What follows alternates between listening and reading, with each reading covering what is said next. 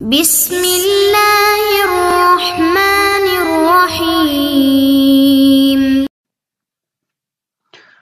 أعوذ بالله من الشيطان اللعين الرجيم. بسم الله الرحمن الرحيم وبه نستعين وهو خير ناصر ومعين. عزیز طلاب کرام، امید ہے کہ آپ تمام خیر و عافیت سے ہوں گے۔ جیسا کہ آپ سب آگاہ ہے، ہماری گفتگو چل رہی ہے مقصد خامس یعنی مسئلہ امامت میں، اور اس میں ہم گفتگو اور بحث کر رہے ہیں چند اہم امور سے۔ ان میں سے مسئلہ رابعہ وجوب نص علی الامام، یعنی امام کے اوپر نص کا ہونا ضروری ہے، یعنی اس سے پہلے والے نبی یا امام اس کے بارے میں بتائے کہ فلانا میرے بعد یہ فرد اللہ کی طرف سے امام ہے، یا نبی ہو تو وہاں پر پہلا والا نبی بتائے،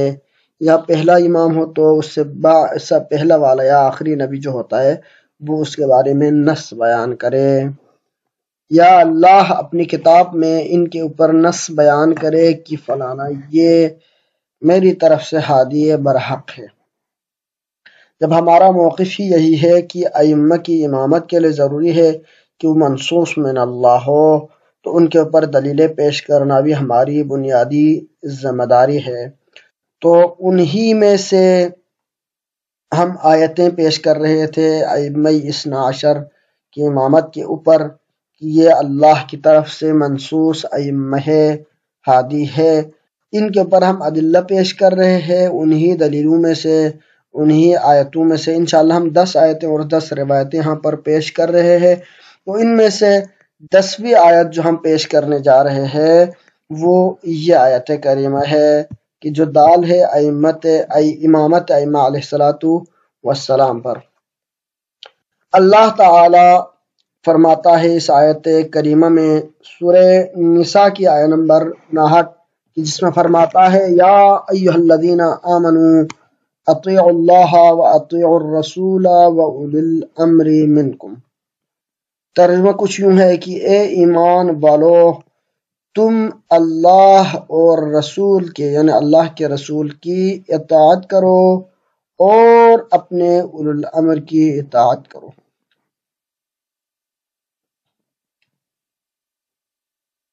اب اس آیت کریمہ کے بارے میں مفسرین کا کہنا یہ ہے کہ یہ آیت کریمہ ائمہ اہل بیت علیہ السلام کے اولو الامر ہونے، منصوص من اللہ ہونے پر دال ہے، اور جس طرح سے رسول خدا صلی اللہ علیہ وآلہ وسلم کی اطاعت واجب ہے، اللہ کی اطاعت واجب ہے، اسی طرح سے ائمہ اہل بیت علیہ السلام کی اطاعت بھی واجب ہے۔ جس طرح سے اللہ کے حکم سے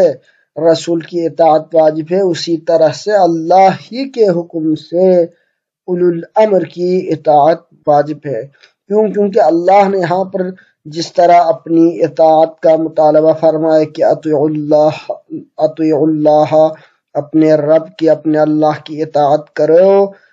تو اسی کے ساتھ ہی فرمایا کہ وَأَطِيعُوا الرَّسُولَ وَأُولِي الْأَمْرِ مِنْكُمْ، رسول کی بھی اطاعت ہونی چاہیے اور تم میں سے جو اولو الامر ہے اس کی بھی اطاعت کرنا تمہاری ذمہ داری ہے۔ تو لہذا جس طرح رسول کی اطاعت واجب ہے اسی طرح اولو الامر کی اطاعت بھی واجب ہے۔ اب اولو الامر سے مراد کیا ہے، اس کو جاننے کے لیے ہم پھر آتے ہیں انہی روایات، مفسرین کے اقوال اور روایت کی طرف۔ تو جیسا کہ خود حاکم حسکانی اپنی کتاب شواہد التنزیل میں سند کے ساتھ نقل فرماتے ہیں حضرت علی علیہ السلام سے، ان علی علیہ السلام قال قال رسول اللہ صلی اللہ علیہ وآلہ وسلم، حضرت علی سے مروی ہے کہ آپ نے فرمایا کہ رسول اللہ صلی اللہ علیہ وآلہ وسلم نے فرمایا کہ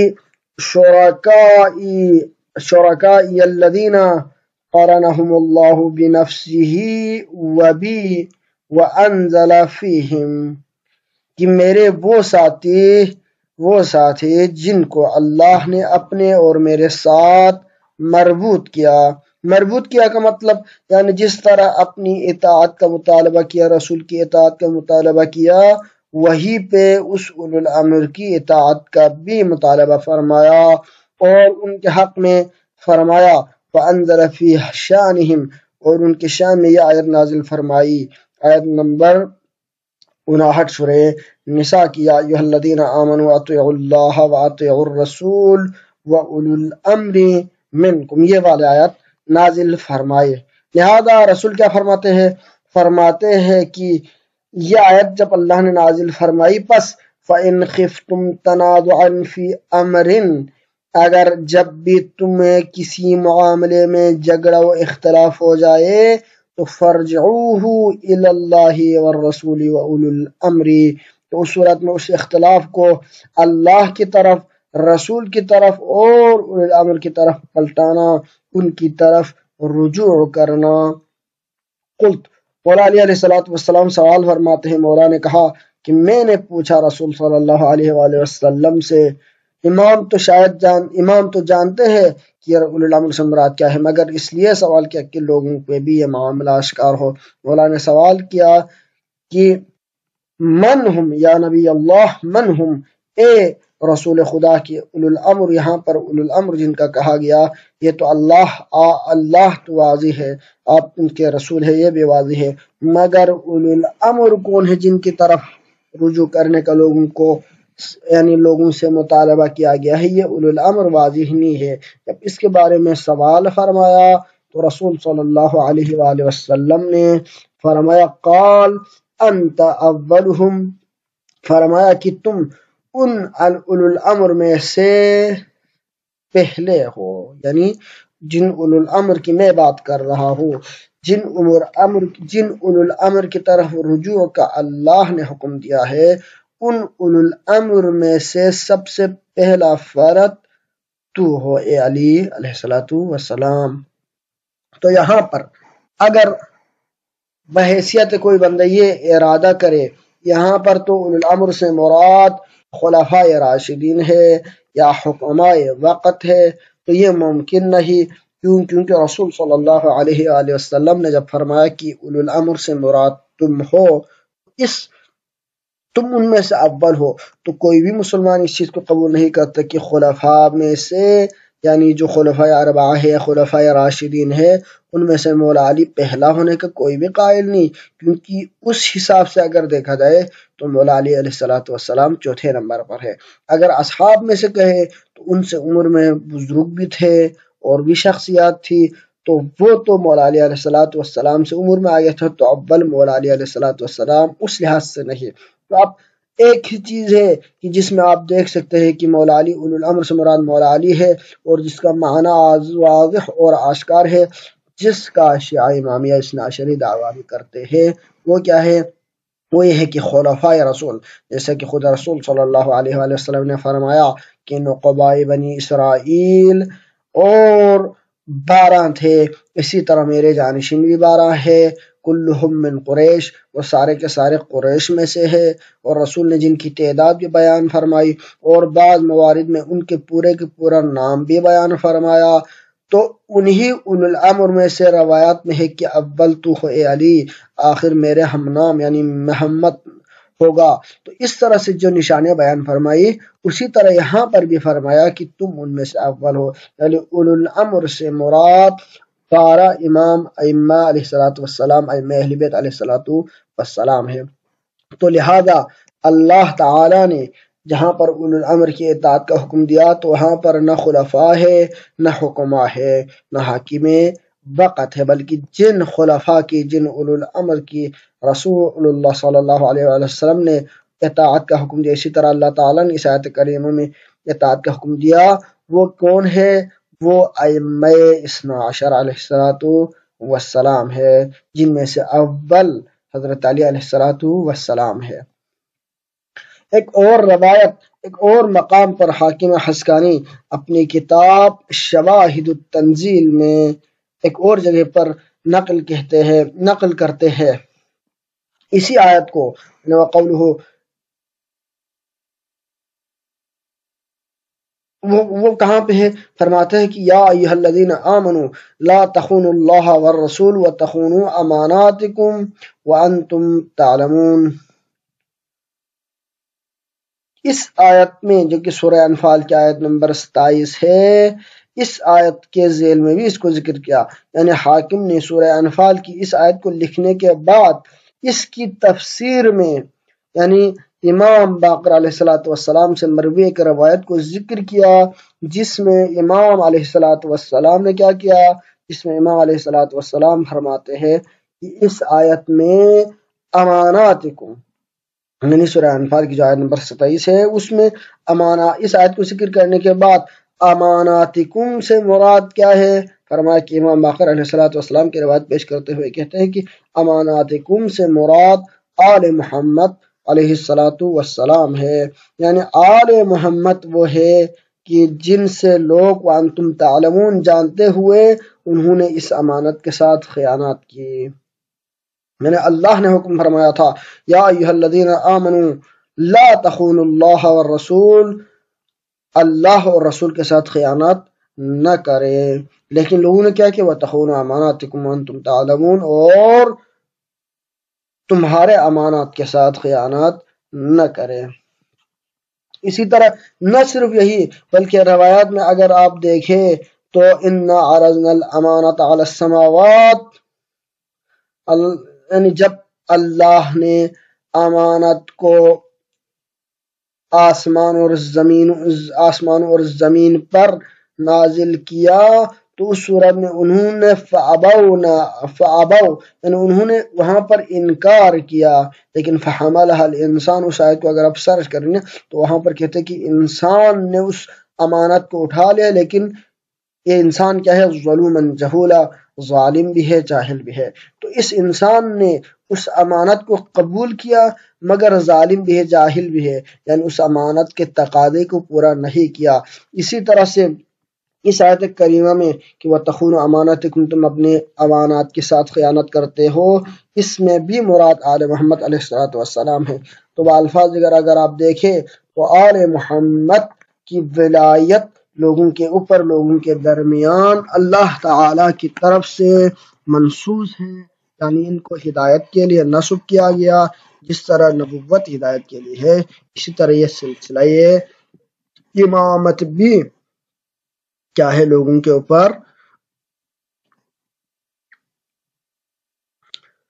اوپر بطور امانت ہے، یعنی یہ لوگوں کی ہدایت کے لیے ہے مگر لوگوں نے اس کی معرفت نہیں کی، اس کے ساتھ خیانت کی، اس کے تقاضے کو پورا نہیں کیا۔ ان تمام چیزوں کو آپ شواہد، روایات، تاریخی باتوں سے ان چیزوں کو آپ مسلم طور پر جان سکتے ہیں، اور یہ کوئی بھی منصف شخص، کوئی بھی منصف فرد یہ نہیں کہہ سکتا کہ آل محمد کا حق ادا کیا گیا، بلکہ آپ اس چیز کو تاریخ شواہد کے ساتھ دیکھ سکتے ہیں۔ کوئی بھی منصف ممکن ہے ان کے مخالفین کی آپ ان کے فضائل میں روایات پڑھیں، مختلف قسم کی چیزیں کریں، مگر آل محمد کا کوئی بھی یعنی فرقے اور ان چیزوں سے ہٹ کے، چاہے وہ غیر مسلم ہی کیوں نہ ہو، ان کے مقام، ان کے علمی مرجعیت، ان کے رتبے، ان کے کردار کا کوئی بھی منکر نہیں ہے، یہاں تک کہ غیر مسلموں نے بھی ان کے حق میں کتابیں لکھی، ان کے فضائل کا کوئی بھی دنیا کا فرد انکار نہیں کر سکتے، یہاں تک کہ الفضل ما شہدت بہ الاعداء، فضیلت تو وہ ہے کہ جن کے دشمن بھی انکار نہ کر سکے والی بات کو دیکھتے ہوئے اگر آپ ان ائمہ اہل بیت علیہ السلام کی کہ جن کو اللہ تعالی نے نصب کیا ہدایت کے لیے، امامت کے لیے، اگر ان کے آپ فضائل کو اغیار کے زبان سے بھی، دشمنوں کے زبان سے بھی، غیر مسلموں کے زبان سے اگر آپ دیکھنا چاہیں تو شاید اس کی کئی جلدوں والی کتاب بن جائے۔ تو لہٰذا یہ ائمہ اہل بیت علیہ السلام اللہ تعالی کی طرف سے منفوذ ہے، ان کی اطاعت مطلقہ کا جس طرح اللہ تعالی کی اطاعت مطلقہ کا حکم دیا گیا ہے، اسی طرح ان کی اطاعت مطلقہ کا بھی ہمیں حکم ہے، اور ان کی اطاعت ہمارے اوپر واجب ہے، یہی اللہ تعالی کی طرف سے منصوص اور منصوب ہے، اور یہی ہادی برحق ہے۔ لہذا اللہ کی بارگاہ میں دعا ہے کہ اللہ ہمیں ان کی اطاعت دنیا و آخرت دونوں میں نصیب فرمائے اور آخرت میں انہی کے ساتھ محشور فرمائے۔ تو لہٰذا یہ 10 آیتیں جن کو اگر آپ ان کو مختلف کتابوں مختلف تفاسیر میں پڑھیں تو ان کے علاوہ بہت ساری اور بھی آیتیں ہیں جن سے آپ اس چیز کو دیکھ سکتے ہیں۔ ایک دو آیتوں کا میں آپ کو ذکر کرتا ہوں جن کا علماء کرام نے جن کے بارے میں بھی کہا کہ یہ دال بر نصب امامہ تھے۔ ان میں سے 11ویں آیت وعلامات وبالنجم هم يهتدون سورہ نحل کی آیت نمبر 16 ہے، وہاں پر بھی وہاں پر بھی ائمہ اہل بیت کے بارے میں نازل ہوا۔ النجم سے مراد حضرت محمد اور علامات سے مراد رسول کے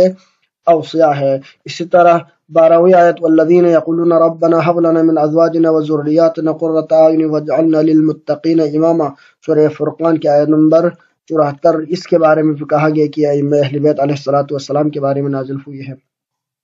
13ویں آیت ہے کہ وَنُرِيدُ أَن نَّمُنَّ عَلَى الَّذِينَ اسْتُضْعِفُوا فِي الْأَرْضِ وَنَجْعَلَهُمْ أَئِمَّةً وَنَجْعَلَهُمُ الْوَارِثِينَ سورہ قصص کی آیت نمبر 5، اس کے بارے میں بھی کہا گیا کہ ائمہ اہل بیت علیہ الصلوۃ والسلام کے بارے میں نازل ہوئی ہے۔ 14ویں آیت قُلْ هَلْ يَسْتَوِي الَّذِينَ يَعْلَمُونَ وَالَّذِينَ لَا يَعْلَمُونَ إِنَّمَا يَتَذَكَّرُ أُولُو الْأَلْبَابِ سورہ زمر کی آیت نمبر 9 کے بارے میں کہا گیا کہ ائمہ اہل بیت علیہ الصلوۃ والسلام کے بارے میں نازل ہوئی ہے۔ تو اس کے علاوہ بھی بہت سارے آیات آپ اگر ان کو سرچ کریں تو آپ کو بہت سے آیتیں ملیں گی کہ جن میں ائمہ اہل بیت علیہ الصلوۃ والسلام کی امامت کے اوپر